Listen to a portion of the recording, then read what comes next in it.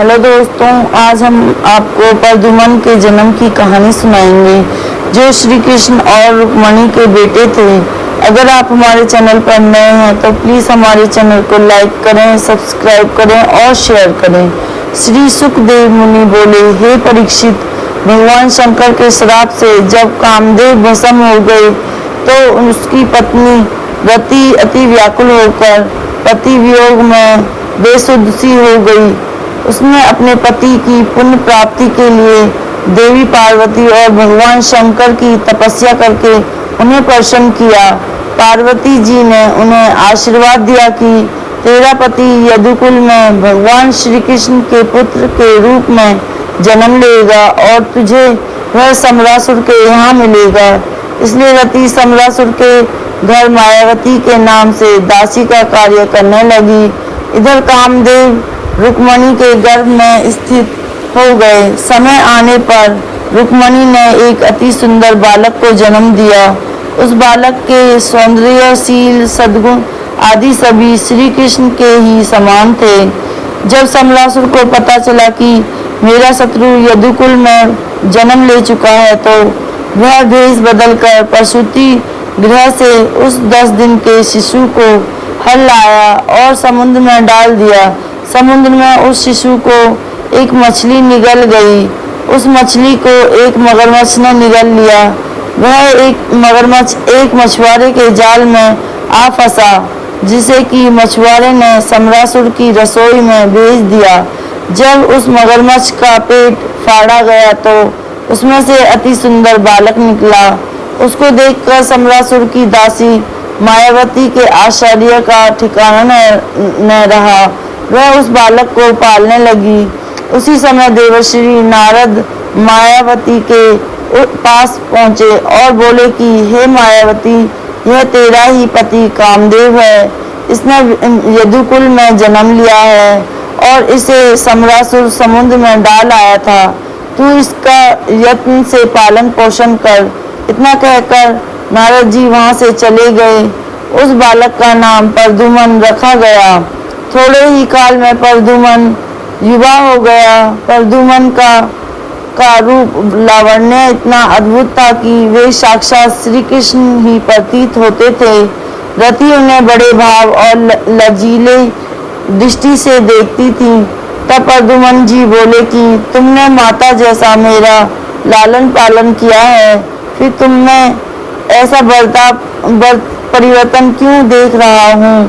तब रति ने कहा, तुम पुत्र नहीं हो मेरे, तुम सम्रासुर के यहाँ मिले हो मुझे। सम्रासुर तुम्हारा शत्रु है। इसे मारकर तुम देवों के कष्ट दुख दूर कर सकते हो। इतना कहकर मायावती रति ने उन्हें महाविद्या प्रदान की तथा धनुष, बाण, अस्त्र शस्त्र आदि सभी विद्याओं में निपुण कर दिया। युद्ध विद्या में प्रवीण हो जाने पर प्रद्युम्न अस्त्र शस्त्रों से सुशोभित होकर सम्रासुर की सभा में गए। सम्रासुर उन्हें देखकर प्रसन्न हुआ और सभासदों से कहा कि इस बालक को मैंने पाल पोस कर बड़ा किया है।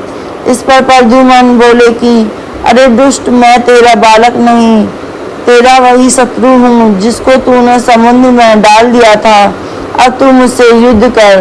प्रद्युम्न के इन वचनों को सुनकर सम्रासुर ने अति क्रोधित होकर उन पर अपने वज्र के समान भारी गदे का प्रहार किया।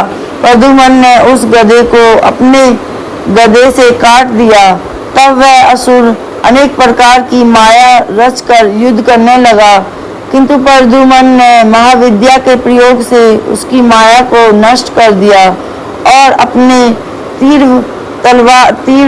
तेज तलवार से सम्रासुर का सिर काट कर पृथ्वी पर डाल दिया। उनके इस पराक्रम को देखकर देवगणों ने उनकी स्तुति कर आकाश से पुष्प वर्षा की।